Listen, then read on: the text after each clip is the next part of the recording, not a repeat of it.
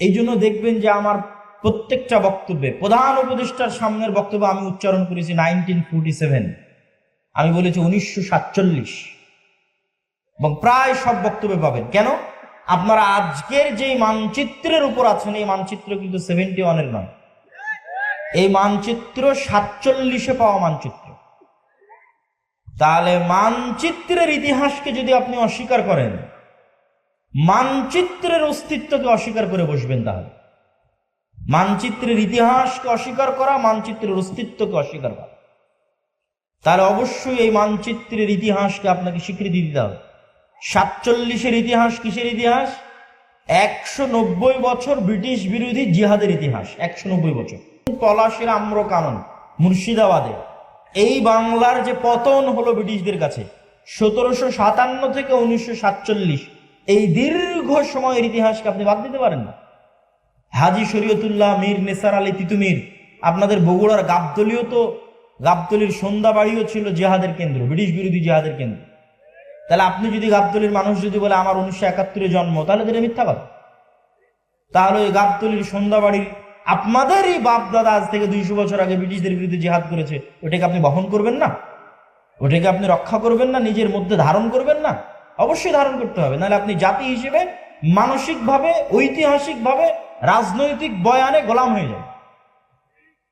এবার ওই 1757 23শে জুনের আগের যে ইতিহাস, মুঘলদের বাংলাদেশ, তার আগের স্বাধীন সুলতানি শাসন আমলের বাংলাদেশ,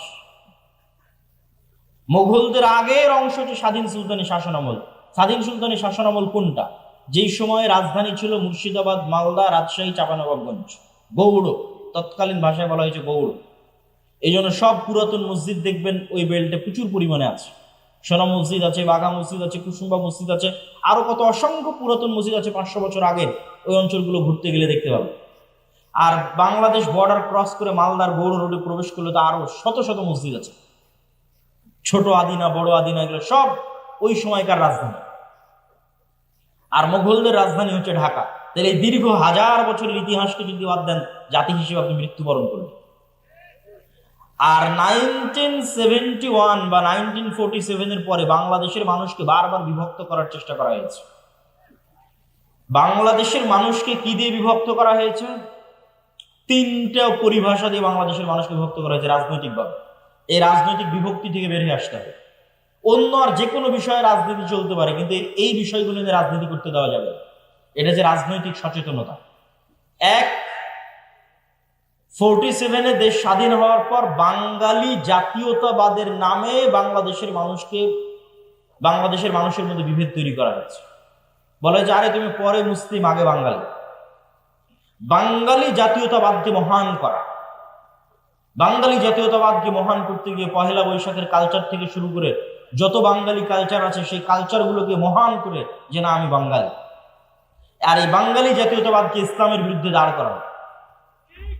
কিন্তু তারা ভুলে যায় যে বাঙালি জাতীয়তাবাদের নামেই 1905 সালে হওয়া বঙ্গভঙ্গ 1911-তে ব্রিটিশ সরকারকে রদ করতে বাধ্য করে কলকাতার দাদাবাবুরা। আর 1911-তে বঙ্গভঙ্গ রদ হয়ে যাওয়ার কারণে 1947 পর্যন্ত এই পূর্ববঙ্গে না কোনো কলকারখানা, না কোনো ব্যবসায়িক প্রতিষ্ঠান, না কোনো স্কুল কলেজ, না কোনো বিশ্ববিদ্যালয় কিছুই প্রতিষ্ঠিত হয়। মানে আপনাদের টাকায়, আপনাদের বাপদাদাদের টাকায় যা কিছু গড়ে উঠেছে সব কলকাতাতে গড়ে উঠেছে। তাহলে পূর্ববঙ্গের মুসলমানেরা যে বৈষম্যের শিকার হলো, সেটা তো তোমার বাঙালি জাতীয়তাবাদের নামেই সেই বৈষম্যের শিকার হলো। আবার সেই বাঙালি জাতীয়তাবাদকে উজ্জীবিত করে বাংলাদেশের মুসলমানদের মধ্যে বিভেদ তৈরি করা, এটা হচ্ছে আমাদের পার্শ্ববর্তী দেশ থেকে পরিচালিত বাংলাদেশের মধ্যে পার্থক্য তৈরি করার রাজনৈতিক বয়ান। আর একটা পার্থক্য তৈরি করার রাজনৈতিক বয়ান কি? 1971-এর পরে যে অমুক মুক্তিযোদ্ধা, অমুক রাজাকার, এটা হচ্ছে দেশকে ভাগ করে দেওয়া, দেশের জনগণকে ভাগ করে দেওয়া। পৃথিবীর কোন উন্নত দেশে আপনি এইভাবে দেশের নাগরিকদের মধ্যে বিভেদ তৈরি করা দেখতে পাবেন না। স্বয়ং আমাদের নবী মুহাম্মদ সাল্লাল্লাহু আলাইহি ওয়াসাল্লাম মক্কা বিজয়ের পরেও এরকম বিভেদ তৈরি হতে দেননি। একটা ছোট্ট ঘটনা বলি। মক্কা বিজয়ের পর একটা যুদ্ধ হয়েছিল, হুনাইনের যুদ্ধ। হুনাইনের যুদ্ধের সব গনিমতের মাল আল্লাহর নবী মক্কার নবমুসলিমদের মধ্যে বন্টন করে দিয়েছেন। যারা মক্কার এতদিন কাফের ছিল, মুশরিক ছিল, আল্লাহর নবীর বিরুদ্ধে বদরে যুদ্ধ করেছে, উহুদে যুদ্ধ করেছে, খন্দকে যুদ্ধ করেছে, তাদের মধ্যে তারা আজ মক্কা বিজয়ের সময় মুসলমান হয়ে গেছে, তাদের মধ্যে আল্লাহর নবী হুনাইনের সকল সম্পদ বন্টন করে দিল। তো শয়তান ওয়াসওয়াসা দিল মদিনায় চলে যাওয়া মুহাজির আর আনসারদের মধ্যে, ইসলামের জন্য জীবন দিলাম আমরা, যুদ্ধ করলাম আমরা, মানে আপনাদের পরিভাষায় যদি বলি যে আমরা হচ্ছে মুক্তিযোদ্ধা আর সব টাকা পয়সা নিয়ে চলে গেল রাজাকাররা, ওই সময়ের পরিভাষাটা যদি বুঝতে চান যে আমরা মুহাজির এবং আমরা আনসার, আমরা ইসলামের জন্য সকল কিছু করলাম, অথচ আজ হুনাইনের যুদ্ধের সকল গনিমতের মাল আল্লাহর নবী মক্কার এই কাল পরশু যারা মুসলমান হলো মক্কা বিজয়ের সময় তাদের মধ্যে দিয়ে দিলেন। এই কানা ঘুষা কিন্তু আল্লাহর নবীর কান পর্যন্ত চলে গেল, কিন্তু রাসূল সাল্লাল্লাহু আলাইহি ওয়াসাল্লাম এই বিভেদ রাখতে দেননি। কেন? তিনি জানেন যে এই বিভেদ এই ভবিষ্যৎ ইসলামী রাষ্ট্রকে ক্ষতিগ্রস্ত করবে। তখন তিনি কি বললেন? তিনি বক্তব্যে দাঁড়িয়ে বললেন, এই মদিনার মুহাজিরেরা, মদিনার আনসারেরা, লম্বা ঘটনা, হে মদিনার মুহাজিরেরা, হে মদিনার আনসারেরা, আজকে হুনাইনের সকল গনিমতের মাল নিয়ে চলে যাবে মক্কার নবমুসলিমেরা, আর মুহাম্মদ সাল্লাল্লাহু আলাইহি ওয়াসাল্লাম নিজে তোমাদের সাথে মদিনায় ফিরে যাবে, অথচ আমার বাপদাদার বাড়ি মক্কায়। আল্লাহু আকবার। তোমরা কোনটা চাও? মুহাম্মদ সাল্লাল্লাহু আলাইহি ওয়াসাল্লাম তোমাদের সাথে সশরীরে মদিনায় ফিরে যাক? সাহাবীরা আবেগতাড়িত হয়ে গেল। তো আল্লাহর নবী এই বিভেদকে স্থায়ী করতে দেননি। এবং দেখেন, মুহাম্মদ সাল্লাল্লাহু আলাইহি ওয়াসাল্লাম মক্কা বিজয়ের পরও মদিনায় থেকে গেছে। এখন তো মক্কা বিজয় হয়েছে, ওনার শৈশবের স্মৃতি বিজড়িত শহর মক্কা, কৈশোরের স্মৃতি বিজড়িত শহর মক্কা, যৌবনের স্মৃতি বিজড়িত শহর মক্কা। এখন তো মক্কা বিজয় হয়ে গেছে, তার অধীনস্থ তিনি মদিনা ছেড়ে দিয়ে মক্কা আসতে পারেন। কিন্তু তিনি বললেন মুহাম্মদ সাল্লাল্লাহু আলাইহি ওয়াসাল্লাম নিজে ফিরে যাবে মদিনায়, আবার ধন সম্পদ দিয়ে দিলেন নবমুসলিমদের, তিনি ঐক্যটা রক্ষা করলেন। এই জন্য এই ধরনের বিভেদ, এই দুটো বিভেদ, বাঙালি জাতীয়তাবাদের মাধ্যমে মুসলমানদের মধ্যে বিভেদ তৈরি করা বাংলাদেশের মুসলমানদের মধ্যে, এবং 1971-এর চেতনাকে বিক্রি করে বিভেদ তৈরি করা, যা গত 15-16 বছর ছিল, ভবিষ্যতে আর কাউকে কোনোদিন করতে দেওয়া যাবে না। এবার আরো সামনের দিকে চলে আসে, রাষ্ট্রে ইসলাম প্রতিষ্ঠা করতে বাধা কি? রাষ্ট্রে ইসলাম প্রতিষ্ঠা করতে চতুর্থ বাধা বিজাতীয় মতবাদ, গণতন্ত্র, সমাজতন্ত্র, ধর্মনিরপেক্ষ মতবাদ, যেটিকে সেকুলারিজম, কিছুক্ষণ আগে যে মতবাদের বিষয়ে বললাম, লিবারালিজম, জাতীয়তাবাদ, ন্যাশনালিজম, এই প্রত্যেকটা মতবাদ রাষ্ট্রে ইসলাম প্রতিষ্ঠায় বাধা। আমি যদি আরো সারমর্ম করে বলি যে পৃথিবীতে ইসলামী খেলাফা প্রতিষ্ঠা হবে, এই ইসলামী খেলাফার সবচেয়ে বড় শত্রু গণতন্ত্র নিজেই। এই জন্য আমার একটা বক্তব্য দেওয়া আছে যে গণতন্ত্রের কবর রচনার উপরই ইসলামী খেলাফতের উত্থান হয়। কিন্তু এই বক্তব্য আবার আমাদের কিছু ভাইদের সহ্য হবে না, কিন্তু তাদেরকে আমি উদাত্ত আহ্বান জানাবো, আপনারা আরো পড়েন, আরো পড়েন, আরো পড়েন। আরো পড়লে দেখবেন গণতন্ত্রের নামে মুসলমানদের সামনে মূলা ঝুলিয়ে রাখা আছে। গত 100 বছরেও কোনোদিন গণতন্ত্র দিয়ে ইসলাম প্রতিষ্ঠিত হয়নি, আগামী 1000 বছর চেষ্টা করলেও কোনোদিন গণতন্ত্র দিয়ে ইসলাম প্রতিষ্ঠিত হবে।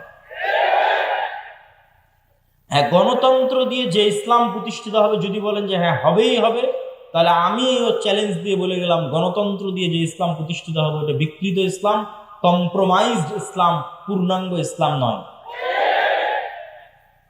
যে ইসলামের মধ্যে শিরক মিশ্রিত থাকবে, যে ইসলামের মধ্যে ইসলামের সকল বিধিবিধান উপস্থিত থাকবে না, পূর্ণাঙ্গ রূপে উপস্থিত থাকবে না। তাহলে আপনি যেহেতু বলতেছেন এগুলোর মাধ্যমে প্রতিষ্ঠিত হবে না, তো হবে কিসের মাধ্যমে? যেটির মাধ্যমে প্রতিষ্ঠিত হবে, আজকে আপনাদের সামনে 2টি বা 3টি উপায় বলবো, যা প্রায় এই পরের পয়েন্টগুলো প্রায় সব বক্তব্যে আমার বলা আছে এবং আপনাদেরও শোনা উচিত। এক, ইসলামী খেলাফা বা ইসলামী রাষ্ট্র বলতে কি বুঝায় এটা পরিষ্কার থাকতে হবে। ইসলামী খেলাফা বা ইসলামী রাষ্ট্র মানে আজকে এখানে আপনাদের সবাইকে জোরপূর্বক আমি সালাত আদায় করিয়ে দিলাম, জোরপূর্বক আপনাদের মহিলাদের মা বোনদের পর্দা করিয়ে দিলাম, বিষয়টি এমন নয়। ইসলামিক খেলাফায় এই জিনিসগুলো থাকবে, কিন্তু ইসলামিক খেলাফা মানে এক নম্বরে আপনাদের মধ্যে ন্যায় বিচার প্রতিষ্ঠিত হবে। ঈসা আলাইহিস সালাতু ওয়াস সালামের কথা আল্লাহর নবী বলেছেন, তিনি পৃথিবীতে হাকামান মুকসিতা, ন্যায় বিচারক, শাসক হবেন। আর আল্লাহ হচ্ছেন সবচেয়ে বড় ন্যায় বিচারক। এই জন্য সাবআতু ইউদিল্লুহুমুল্লাহ ইয়াউমা লা দিল্লা ইল্লা দিল্লুহ, 7 শ্রেণীর মানুষকে বিশেষ ছায়ায় আশ্রয় দেওয়া হবে। তার এক নম্বরে ইমামুন আদিল, ন্যায় পরায়ণ, ন্যায় বিচারক। তাকে এক নম্বরে আসন দেওয়া হয়েছে, ন্যায় পরায়ণ, ন্যায় বিচারক।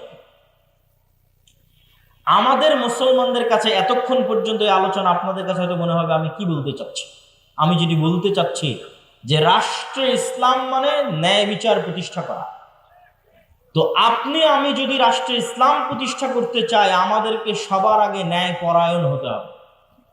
আমি আপনি ন্যায় পরায়ণ হব না, সত্যবাদী হব না, আর বলবো রাষ্ট্রে ইসলাম প্রতিষ্ঠা করব, এটা কোনোদিন সম্ভব নয়।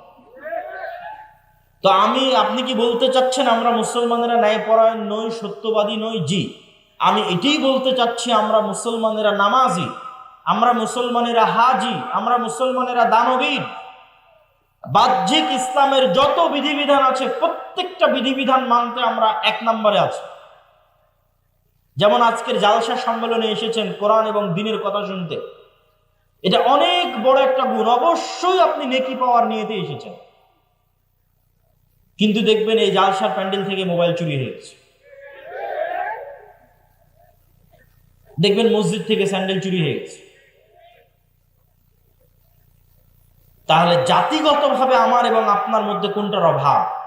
জাতিগতভাবে আমার এবং আপনার মধ্যে নামাজের অভাব নাই, দানের অভাব নাই, হাজি উমরাকারী ব্যক্তির অভাব নাই, কিন্তু সত্যবাদী হবে, ন্যায় পরায়ণ হবে, এরকম মেরুদণ্ডওয়ালা একটা প্রজন্ম আমাদের মধ্যে নাই।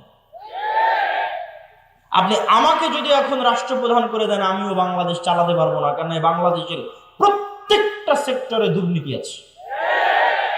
ওই সমস্ত দুর্নীতিবাজ সচিবেরা, মন্ত্রীরা, ওসিরা, ডিসিরা 1 সেকেন্ড আপনাকে রাষ্ট্র চালাতে দেবেন, আপনাকে উৎখাত করে ফেলে দেবেন।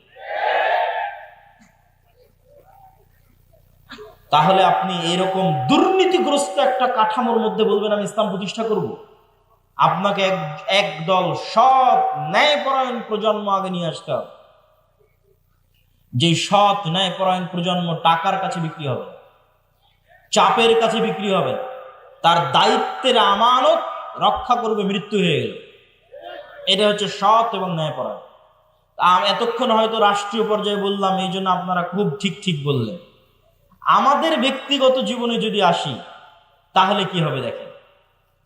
আপনারা যারা আজ পুরো গাবতলীতে জরিপ করেন, পুরো বগুড়া জেলায় জরিপ করেন, পুরো গাইবান্ধাতে জরিপ করেন, যে কতজন পিতার মৃত্যুর পর তার সন্তান পিতার সম্পত্তিতে বোনকে ন্যায়ের সাথে ভাগ দিয়েছে, জরিপ করেন। আপনারা যারা সামনে উপস্থিত আছেন তারা প্রশ্ন করেন, আপনার আশেপাশে তাকান, পাড়া প্রতিবেশীর দিকে তাকান, কল্পনা করেন কতজন তার পিতার মৃত্যুর পর পিতার সম্পত্তিতে বোনকে ন্যায়ের সাথে ভাগ দিয়েছে। একদল তো আছে ভাগই দেয়নি, কেউ যদি দিয়ে থাকে তাহলে বগুড়ার জলেশ্বরী তলার জমিটা নিজে নিয়েছে, আর বগুড়ার যেটা সারিয়াকান্দির নদীতে ভেঙে আছে ওটা বোনকে দিচ্ছে।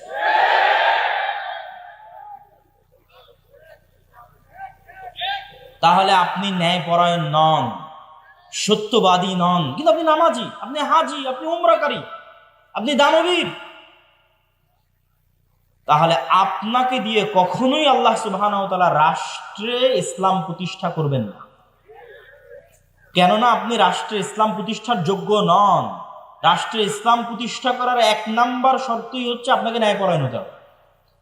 ন্যায়পরায়ণ না হলে আপনি রাষ্ট্রে ইসলাম প্রতিষ্ঠার যোগ্য নন। কেন? আপনি রাষ্ট্র নেতা হওয়ার যোগ্য নন, দলের নেতা, দেশের নেতা, সমাজের নেতা, কোনো কিছুর নেতা হওয়ার যোগ্য না। আপনি কিসের যোগ্য? গোলাম হওয়ার যোগ্য। গোলামেরা মিথ্যা বলে, গোলামেরা অন্যায়পরায়ণ হয়। আপনি আরো জরিপ করেন, আপনাদের এই বগুড়া, গাবতলী, গাইবান্ধা অঞ্চলের কতজন মেয়ের বিবাহ যৌতুকের ভিত্তিতে হচ্ছে, আর কতজন মেয়ের বিবাহ যৌতুক ছাড়া হচ্ছে জরিপ করে। তাহলে যতগুলো মেয়ের বিবাহ যৌতুকের ভিত্তিতে হচ্ছে, আপনি কি বলেন এটা ন্যায় হচ্ছে না অন্যায় হচ্ছে? অন্যায় হচ্ছে। কিন্তু ওই যৌতুকের বিবাহে যতজন উপস্থিত হচ্ছে, হাজি, নামাজি, ওমরাকারী, দানবীর, হুজুর, কাজী, সবই তো আল্লাহওয়ালা। তাহলে এই সমস্ত আল্লাহওয়ালা হাজি, নামাজি, কাজী যে যৌতুকের ভিত্তিতে বিবাহ দিচ্ছে, উপস্থিত হচ্ছে, দাওয়াতে যাচ্ছে, তাদেরকে দিয়ে আল্লাহ সুবহানাহু ওয়া তাআলা কখনোই রাষ্ট্রে ইসলাম প্রতিষ্ঠা করাবেন না। কেননা সে অন্যায় পরায়ণ। সে যদি আজ যৌতুকের সাথে আপোষ করে, কাল রাষ্ট্র ক্ষমতায় গেলে ও সবচেয়ে বড় দুর্নীতিবাজ হবে।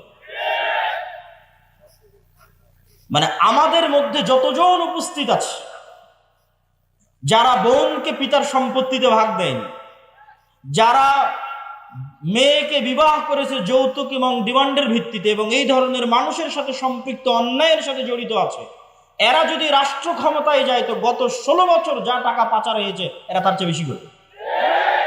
গত 16 বছর যা দুর্নীতি হয়েছে প্রত্যেকটা মুসলমান তার চেয়ে বেশি দুর্নীতি করবে। শুধু সে যায়নি তাই গালি দিচ্ছে যে ও দুর্নীতিবাজ ছিল, এত টাকা পাচার করে নিল, ও গেলে ওও করছে। সম্মানিত উপস্থিতি, তাহলে আমরা মুসলমানেরা কি অবস্থায় দাঁড়িয়ে আছি? আমরা মুসলমানেরা রাসূলুল্লাহ সাল্লাল্লাহু আলাইহি ওয়াসাল্লামের ওই হাদিসের উপর দাঁড়িয়ে আছি যে হাদিসে রাসূল সাল্লাল্লাহু আলাইহি ওয়াসাল্লাম বলেছেন, সালাসাতুন মান কুন্না ফিহি বা আরবাউন মান কুন্না ফিহি, 3টা বৈশিষ্ট্য বা 4টা বৈশিষ্ট্য যার মধ্যে থাকবে সে মুনাফিকান খালিসা, সে স্পষ্ট মুনাফিক। ইযা হাদ্দাসা কাযাবা, যখন কথা বলে মিথ্যা বলে, ওয়া ইযা ওয়া'আদা আখলাফা, যখন ওয়াদা করে ভঙ্গ করে, ওয়া ইযা তুমিনা খানা, যখন আমানত রাখা হয় তখন সে আমানতের খেয়ানত করে। তো কথা বললে মিথ্যা বলে, ওয়াদা দিলে ভঙ্গ করে, আমানতের খেয়ানত করে, মানে দায়িত্ব দেওয়া হয়েছে দায়িত্বের খেয়ানত করেছে। বাবা মারা গেছে, সম্পত্তি বন্টন করতে হবে, এই কাজটা আপনার কাছে আমানত। আপনি প্রতিষ্ঠানের প্রিন্সিপাল, প্রতিষ্ঠান আপনার কাছে আমানত। আপনি থানার ওসি, থানা আপনার কাছে আমানত। প্রত্যেক দায়িত্বশীলের কাছে তার দায়িত্ব আমানত। তাহলে ওই দায়িত্ব সে পূর্ণাঙ্গ রূপে বাস্তবায়ন না করে কম্প্রোমাইজ করেছে, মানে তারা সব কি হয়ে গেছে বলেন তো? বলেন না কেন, কি হয়ে গেছে? মুনাফিক হয়ে গেছে।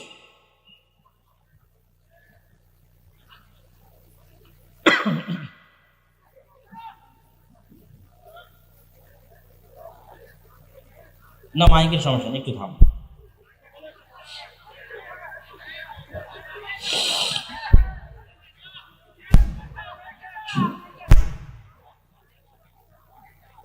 তো ইযা হাদ্দাসা কাযাবা, যখন কথা বলে মিথ্যা বলে, ওয়াদা করে ভঙ্গ করে, আমানত রাখা হলে আমানতের খেয়ানত করে, তাদেরকে আল্লাহর নবী কি বললেন?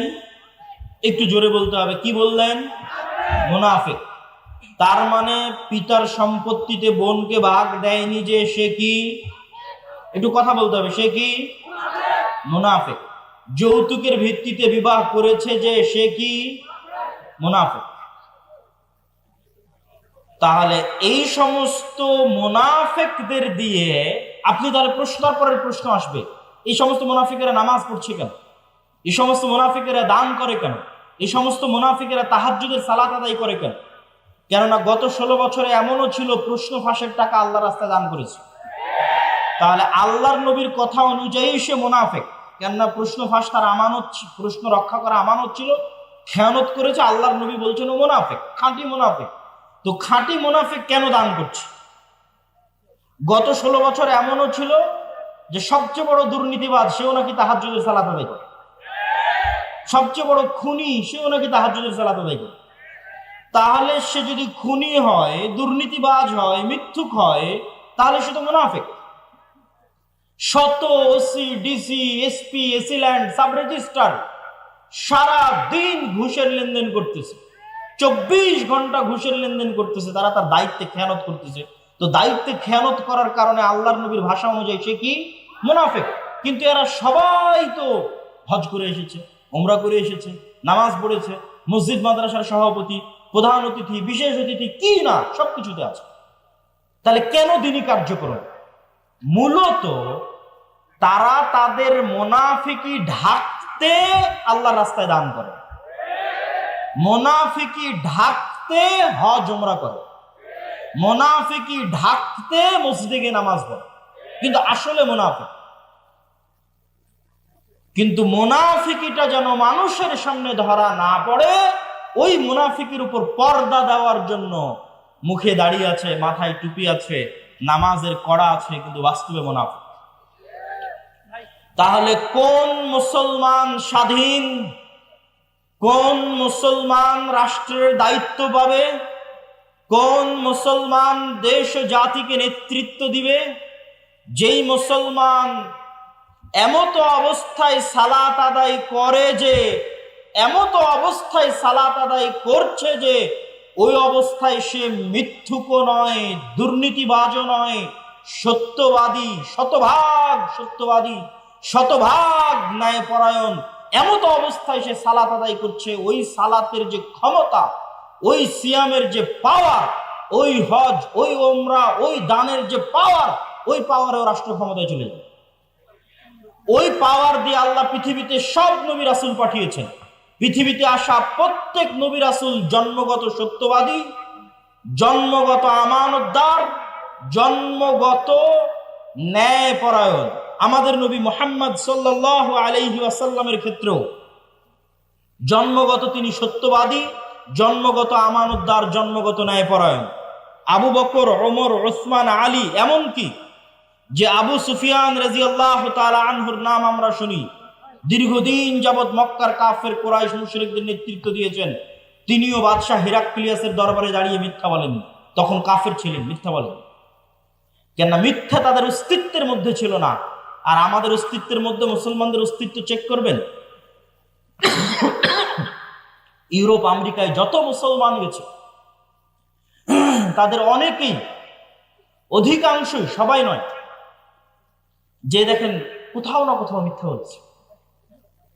মিথ্যা বলে সরকারের কাছে অতিরিক্ত ফায়দা নিচ্ছে, মুসলমান কাফেরের কাছে অতিরিক্ত উপকার নিচ্ছে, মুসলমান ইহুদি খ্রিস্টানের কাছে অতিরিক্ত অর্থনৈতিক লাভ নিচ্ছে মিথ্যা বলে। দ্বিতীয় যে কাজটি আমাদের করতে হবে সেটা হচ্ছে সোশ্যাল জাস্টিস। সোশ্যাল জাস্টিস মানে এতক্ষণ যা বললাম তার আলোকেই সোশ্যাল জাস্টিস নির্ধারিত হবে, সামাজিক ন্যায় বিচার। গত 16 বছর যে পাওয়ার প্র্যাকটিস হয়েছে সারা বাংলাদেশে, এই পাওয়ার প্র্যাকটিস এখন নাই, শূন্যের কোঠায়। ওই ফাঁকা জায়গায় মসজিদ মাদ্রাসাগুলোর ক্ষমতা ছিল যে তারা ন্যায় বিচার প্রতিষ্ঠা করবে। কিন্তু দুঃখজনক হলেও সত্য, দেশে প্রতিষ্ঠিত ইসলামী দল বলেন, ইসলামী সংগঠন বলেন, মসজিদ বলেন, মাদ্রাসা বলেন, তারা আল আমরু বিল মারুফ ওয়ান নাহি আনিল মুনকার এবং সামাজিক ন্যায় বিচার প্রতিষ্ঠায় দুর্বল। এবং তাদের চোখের সামনে আরেক দল ওই একই জায়গায় একই অন্যায় লিপ্ত হচ্ছে। এক জায়গায় গত 16 বছর যারা চাঁদাবাজি করেছে, আজকে ওই জায়গায় আরেকজন চাঁদাবাজি করতেছে, কিন্তু কেউ প্রতিবাদ করতেছে না। সোশ্যাল জাস্টিস মানে সমাজে মানুষের প্রতি অন্যায় হতে দেওয়া যাবে না। আপনি যদি রাষ্ট্রে ইসলাম প্রতিষ্ঠা করতে চান, রুট লেভেলে ন্যায় বিচার প্রতিষ্ঠা করতে হবে। কাকে প্রতিষ্ঠা করতে হবে? যে ইসলামের ধারক ও বাহক, মানে যে বলছে যে আমি চাই রাষ্ট্রে ইসলাম প্রতিষ্ঠা হোক, ওকে ন্যূনতম ওর গ্রামে ওর পাড়ায় মানুষের উপর যেন জুলম না হয়। যেমন বাপ যদি মারা যায় তো বোনকে যেন তার ন্যায় হিস্সা বুঝিয়ে দেওয়া হয়, এটি জোরপূর্বক বাস্তবায়ন করবে। কোন মেয়ের বিবাহ যেন যৌতুকের ভিত্তিতে না হয়, এটি জোরপূর্বক বাধা দিবে। আল আমরু বিল মারুফ ওয়ান নাহি আনিল মুনকার করবে। এটি হচ্ছে সোশ্যাল জাস্টিস। কোন এক গ্রাম, কোন এক এলাকা, কোন এক পাড়া, কোন এক মাদ্রাসা, কোন এক শিক্ষা প্রতিষ্ঠান, কোন এক ইসলামী দল, ইসলামী সংগঠনে যদি ন্যায় প্রতিষ্ঠা হয়ে যায়, ওর হাত দিয়ে রাষ্ট্রে ইসলাম প্রতিষ্ঠা হয়। তার মানে কি ইসলামী দল, ইসলামী সংগঠন, মসজিদ মাদ্রাসায় ন্যায় নাই? নাই। এই যে মাদ্রাসায় মাদ্রাসায় মতবিরোধ, দলে দলে মতবিরোধ, এর থেকে ও বের হয়েছে, ওর থেকে ও বের হয়েছে, এগুলো একটাও মাসলা মাসাইলের কারণে না, এগুলো একটা আবেগের কারণে। প্রত্যেকটা জায়গায় ন্যায়ের অভাব আছে। হয় যিনি ইসলামী দলের আমির উনি ন্যায়পরায়ণ নন, জালেম। অথবা যিনি ইসলামী দলের মামুর কর্মী, সে ন্যায়পরায়ণ নয়, জালেম। যে কর্মী রাত দিন পরিশ্রম করছে তাকে পদ না দিয়ে, যে পা চাটছে ওকে পদ দিয়ে দিচ্ছে, এটাই হচ্ছে ন্যায়ের খেলাফ। ন্যায় নাই, ওর দ্বারা রাষ্ট্রের ইসলাম প্রতিষ্ঠা হবে। ও তোর দলের মধ্যে ইসলাম প্রতিষ্ঠা করতে পারে, দলের মধ্যে ইসলাম, আর মাদ্রাসায় ইসলাম প্রতিষ্ঠা করবে। মাদ্রাসা ইসলাম মানে 5 ওয়াক্ত সালাত হচ্ছে এটা না, 5 ওয়াক্ত সালাত তো হবেই, কিন্তু আপনি যদি মনে করেন আমি রাষ্ট্রে ইসলাম প্রতিষ্ঠা করব, তাহলে আপনি যে জায়গায় আছেন ওখানে শতভাগ ন্যায় প্রতিষ্ঠা করতে। আপনি ন্যায় প্রতিষ্ঠা করতে ব্যর্থ হয়েছেন, তো অবশ্যই আপনি রাষ্ট্রে ইসলাম প্রতিষ্ঠা করতে ব্যর্থ হবেন। সম্মানিত উপস্থিতি, সর্বোপরি লাস্ট পয়েন্ট হচ্ছে, আমাদের মুসলমানদের সবচেয়ে বড় সমস্যা হচ্ছে আমরা শর্ট টার্ম চিন্তা করি। আমাকে এখনই ভোট করে, এখনই নির্বাচনে জিতে রাষ্ট্রের ইসলাম প্রতিষ্ঠা করতে হবে। যে এরকম শর্ট টার্ম চিন্তা করতেছে, আমাকে এখনই নির্বাচন করে, এখনই ভোটে জিতে, এখনই রাষ্ট্রের ইসলাম প্রতিষ্ঠা করতে হবে, ও তার কয়দিন পরে আর থাকবে না। মানে তার কয়দিন পরে আবারও কেউ আসবে যে রাষ্ট্র ক্ষমতায় চলে যাবে।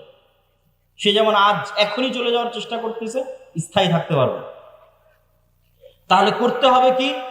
আপনাকে 50 বছর, 100 বছরের প্ল্যান করতে হবে, যে আমি 50 বছর পর, 100 বছর পর, আজ এখন নয়, 50-100 বছর পর পূর্ণাঙ্গ ইসলাম, পূর্ণাঙ্গ ক্ষমতার সাথে বাংলাদেশের রাষ্ট্র ক্ষমতায় যাবে। তার জন্য কি করা লাগবে সেই পরিকল্পনা রেডি করে। এইটা ইহুদিরা করে, তারা করেছে। আজকে তারা যে জায়গায় আছে এটা 200 বছর আগের পরিকল্পনা। আর যখনই আপনি এই পরিকল্পনা করবেন, তখনই দেখবেন যে আপনাকে শক্তিশালী প্রতিষ্ঠান তৈরি করতে হচ্ছে। আমাদের শক্তিশালী প্রতিষ্ঠান নাই। এই লক্ষ লক্ষ কোটি কোটি পঙ্গপালের মতো ভোটার থেকে কোনো উপকার নেই। 5ই আগস্টের এই ছাত্র জনতার আন্দোলনে বেশিরভাগ মুসলমান ধর্মপ্রাণ মানুষ জীবন দিয়েছে। আর রাষ্ট্র ক্ষমতায় কারা গেছে? বেশিরভাগ এনজিও রাষ্ট্র ক্ষমতায় গেছে। কেন? ওই এনজিও গুলো বাংলাদেশের শক্তিশালী প্রতিষ্ঠান আছে, শক্তিশালী মিডিয়া আছে। বাংলাদেশে আমাদের মুসলমানদের পঙ্গপালের মতো এরকম আমার এরকম হাজার হাজার দর্শক শ্রোতা ভক্ত আছে, কিন্তু আমার শক্তিশালী মিডিয়া নাই বাংলাদেশে। আমার বাংলাদেশের শক্তিশালী কোনো অর্থনৈতিক প্রতিষ্ঠান নাই, এরকম কোন ইসলামী দলের নাই, কোন ইসলামী সংগঠনের নাই।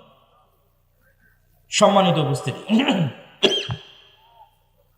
তাহলে আমাদেরকে শক্তিশালী প্রতিষ্ঠান প্রতিষ্ঠা করতে হবে এবং দীর্ঘমেয়াদী পরিকল্পনা করতে হবে। ওই শক্তিশালী প্রতিষ্ঠান না থাকার কারণেই দেখবেন একজন অপরাধী যখন কোনো কিছু করছে, তার সামনে কত বড় গুণ লাগিয়ে হেডিং করা হচ্ছে। আর একজন আলেম সে যখন কিছু করছে বলছে তথাকথিত মৌলবী। অথবা বড় অপরাধীকে যখন আদালতে পেশ করা হচ্ছে, হাতে হ্যান্ডকাফ নাই, কিন্তু আলেমকে যখন আদালতে পেশ করা হচ্ছে, মোটা রশি দিয়ে হাত বেঁধে আদালতে পেশ করা হচ্ছে। এটাই হচ্ছে রাষ্ট্রীয় কাঠামোগত বিদ্বেষ, যা আপনার অজান্তে হয়ে আছে। আপনি এটার সাথে ফাইট দিয়ে পারবেন না, ঠিক বলেও পারবেন না। ওটার সাথে ফাইট দিতে হবে শক্তিশালী প্রতিষ্ঠান তৈরি করার মাধ্যমে। এই শক্তিশালী প্রতিষ্ঠান তৈরি করার জন্য মুসলমানদের সন্তানদের চিন্তা করতে হবে, পরিকল্পনা করতে হবে। সর্বোপরি আমাদের সবচেয়ে বড় সমস্যা আমাদের তরুণ প্রজন্ম। আমাদের তরুণ প্রজন্ম নেশায় ব্যস্ত, মাদকতায় ব্যস্ত, জুয়ায় ব্যস্ত। আর আপনি অন্যদের তরুণ প্রজন্মকে দেখেন, তারা কি করছে? তারা প্রোডাক্টিভ, তারা জ্ঞান অর্জন করছে, জ্ঞান বিতরণ করছে, জ্ঞান শিখছে। যেই দিন ফুটবল বিশ্বকাপ হচ্ছে, সেই দিন আপনি ক্যামব্রিজ এবং অক্সফোর্ডের বিশ্ববিদ্যালয়ে কিছু বুঝতে পারবেন না। আর ঢাকা বিশ্ববিদ্যালয়ে দেখবেন হাজার হাজার ছাত্র একত্রিত ফুটবল খেলা দেখছে। এটাই হচ্ছে আমাদের এবং তাদের মধ্যে পার্থক্য। কেন তারা পৃথিবী শাসন করছে আর আমরা কেন পৃথিবীর গোলাম হয়ে আছি? আমাদের এই প্রোডাক্টিভিটি না থাকা আমাদের সবচেয়ে বড় ব্যর্থতা। সম্মানিত উপস্থিতি, আমি আমার বক্তব্যের শেষের দিকে আপনাদের উদ্দেশ্যে, তাহলে বাংলাদেশে রাষ্ট্রীয়ভাবে ইসলাম প্রতিষ্ঠা করতে সবচেয়ে বড় বাধাগুলোর 1 নম্বর বাধা কলোনিয়াল মাইন্ড সেট আপ, ঔপনিবেশিক গোলামীর মানসিকতা। 2 নম্বর বাধা ভুল রাজনৈতিক বয়ান। 3 নম্বর বাধা রাষ্ট্রীয় কাঠামোগত বিদ্বেষ। 4 নম্বর বাধা ব্যক্তিগত জীবনে মুসলমানেরা ন্যায়পরায়ণ নয়, মুসলমানেরা মিথ্যুক, দুর্নীতিবাজ। তাদের দিয়ে আল্লাহ কখনোই রাষ্ট্রে ইসলাম প্রতিষ্ঠা করাবেন না। আগে একদল প্রজন্ম লাগবে যে সত্যবাদী হবে, ন্যায়পরায়ণ হবে। 5 নাম্বার, আমাদের শক্তিশালী প্রতিষ্ঠান নাই। হাজার হাজার লক্ষ লক্ষ মানুষ আছে, কিন্তু লক্ষ লক্ষ মানুষের শক্তিশালী প্রতিষ্ঠান নাই। শক্তিশালী প্রতিষ্ঠান লাগবে।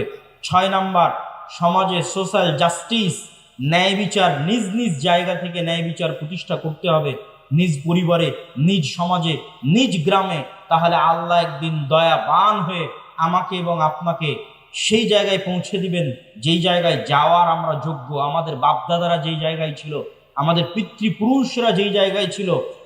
ইসলামী খেলাফা কাল্পনিক কোনো থিওরি নয়। পৃথিবীতে সবচেয়ে বেশি শান্তি স্থাপনকারী, সবচেয়ে সাকসেসফুল, সবচেয়ে শক্তিশালী অর্থনৈতিক, রাজনৈতিক, রাষ্ট্রীয় কল্যাণমূলক সিস্টেম হচ্ছে ইসলামী খেলাফা। অতএব এটা বাস্তব পরীক্ষিত, সুতরাং সেটিকে নিয়ে আসতে চাইলে। আর 7 নাম্বার, যে সমস্ত তন্ত্রে মন্ত্রের মাধ্যমে আমরা চাচ্ছি যে আমরা যাব, এই তন্ত্র মন্ত্রগুলো, এই মতবাদগুলো জন্মই দেওয়া হয়েছে যেন ইসলাম কখনো রাষ্ট্র ক্ষমতায় যেতে না পারে। অতএব আপনাকে আগে এই সমস্ত তন্ত্র মন্ত্রকে অস্বীকার করতে হবে, এই সমস্ত তন্ত্র মন্ত্রের কাফের হয়ে যেতে হবে। এগুলো সব ইসলাম বিরোধী। তারপরে এইভাবে যেভাবে নবীরা শুরু করেছে সেভাবে শুরু করতে হবে। নবীরা কিভাবে শুরু করেছে? মুসা আলাইহিস সালাতু ওয়াস সালামকে আল্লাহ চাইলে বলতে পারতেন, তোমাকে মুজিজার লাঠি দিলাম, গিয়ে ফেরাউনকে হত্যা করো। এই লাঠি দিয়ে, লাঠির জাদু দিয়ে ফেরাউন মারা যাবে, মুসা আলাইহিস সালাম রাষ্ট্র ক্ষমতা দখল করে নিবে। তা না করে আল্লাহ মুসা আলাইহিস সালামকে বললেন, দাওয়াত দাও।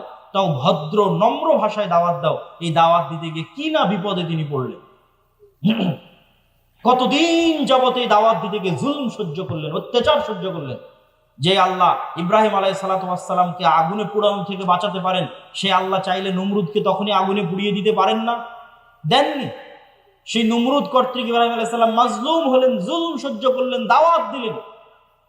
কিন্তু দাওয়াত দিয়েছেন তারা নিঃস্বার্থভাবে রাষ্ট্রের কেন্দ্রবিন্দুতে, আর আমরা আলেম ওলামারা আজীবন দাওয়াত দিয়েছি স্বার্থে। গত 16 বছর অধিকাংশ আলেম ওলামা, অধিকাংশ হুজুর, মাওলানা, সবাই, কেউ যদি এমপির সাথে দেখা করে থাকে, মন্ত্রীর সাথে দেখা করে থাকে, তাহলে সবাই নিজ নিজ স্বার্থের জন্য দেখা করেছে। কেউই নিঃস্বার্থভাবে ইসলামের দাওয়াত দেওয়ার জন্য দেখা করে। কিন্তু নবীরা নিঃস্বার্থভাবে দ্বীনের জন্য কাজ করতেন। আল্লাহ সুবহানাহু ওয়া তাআলা আমাদেরকে, উপস্থিত মজলিসে উপস্থিত সকলকে সত্যবাদী, ন্যায়পরায়ণ, নিজ নিজ সন্তানকে সত্যবাদী, মাথা উঁচু করে দাঁড়ানোর জন্য শিখায়। কেন আল্লাহর নবী লোন নিতে নিষেধ করেছেন? সুদ ভিত্তিক না, স্বাভাবিক কর্জ নিতে কেন নিষেধ করেছেন? আজ স্বাভাবিক কর্জ নিলে কাল মিথ্যা বলবেন, কাল যখন টাকা চাইতে আসে মিথ্যা বলবেন। আপনার ছেলেকে মিথ্যা শিখাবেন, বউকে মিথ্যা শিখাবেন। মিথ্যার উপর তৈরি হওয়া একটা সন্তান নেতা হবে না, গোলাম হবে। নেতা তৈরি করতে চাইলে মিথ্যা স্টপ, কোনো মিথ্যা চলবে না। সত্য বলো, সত্যের নাম সাহসিকতা। ন্যায় পরায়ণ থাকো, যার যা হক তাকে তার হক বুঝিয়ে দাও। এটি ইসলাম, এটি প্রকৃত ইসলাম। সম্মানিত উপস্থিতি,